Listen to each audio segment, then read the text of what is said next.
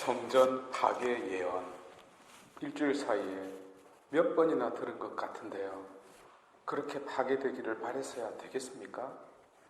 방구 끼다 보면 똥 나온다고 했던가요? 결국 파괴되고 말았네요. 그런데 왜 이 성전이 종말의 한가운데를 차지하고 있을까요? 그것은 성전이 지니고 있는 상징성 때문입니다. 곧 마지막이 성전을 중심으로 벌어진다면 새 시대 역시 성전을 중심으로 펼쳐질 것임을 암시하고 있다 하겠습니다. 그렇다면 그 새 성전은 무너지지 않아야 하겠네요. 영원한 예배와 기쁨이 사라지지 않아야 하니까요. 그런데 정말 그럴까요? 우리는 지금 무너지지 않는 성전에 살고 있는가요? 바빌론 유배를 갔던 이들, 온 나라가 유린되고 주권은 박탈당하고 특히 예루살렘 성전이 파괴되는 모습을 보면서 그들에게 남은 것은 눈물과 절망밖에 없었습니다. 다시는 고국 땅을 밟지 못하고 눈물로 한많은 생을 마친 부모들을 보면서 자식들 또한 눈물을 감추지 않을 수 없었습니다. 바로 그 자식들의 자식들이 고향에 돌아왔을 때 그들은 또 한 번의 눈물을 흘리지 않을 수 없었습니다. 폐허된 성전이 그대로 방치되어 있었으니까요.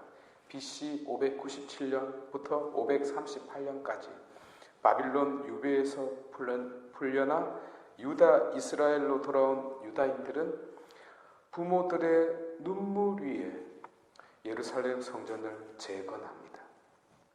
중간에 안티오쿠스 에피파네스 4세 때의 성전 유린이 있었으나 어찌하여 성전은 지켜냅니다. 그 다음 이런저런 격동에 휩싸이면서 예루살렘 성전은 66년에서 70년 제1차 독립혁명 때는 겨우 모면했으나 132년에서 135년 2차 예루살렘 독립혁명의 실패로 성전은 완전히 폐허가 됩니다.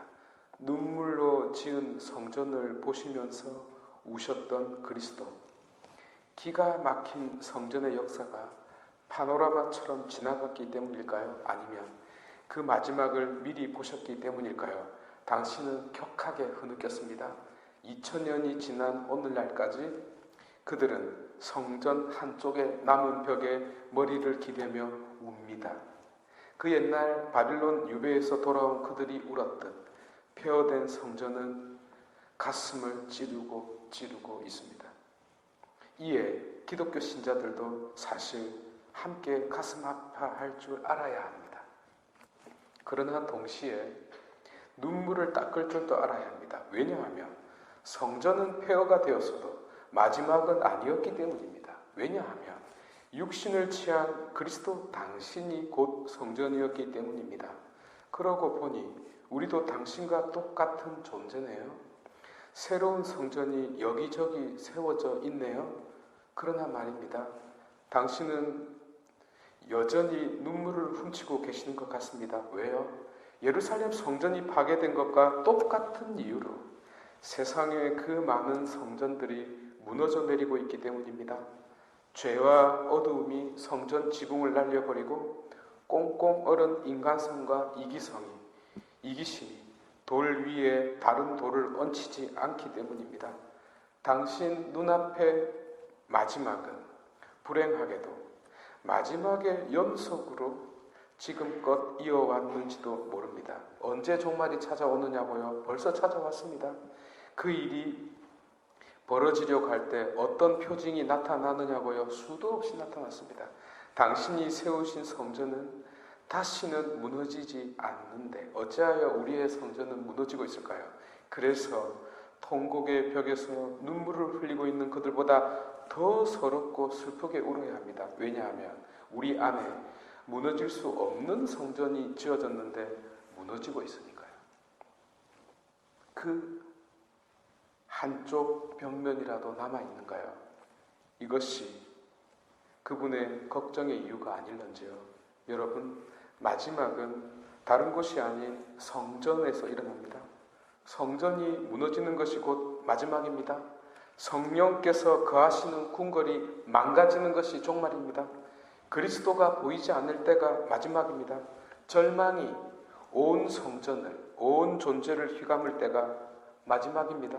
그러나 성전이 무너졌다고 울고 있다면 결코 마지막이 아닙니다. 그 눈물 속에 회개와 희망의 소금이 흘러내리고 있는 까닭입니다.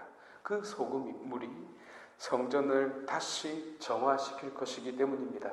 이 때문일까요?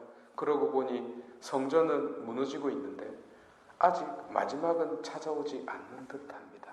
이유는 아직도 우리에게, 우리 안에 희망의 시간이 남아있기 때문입니다.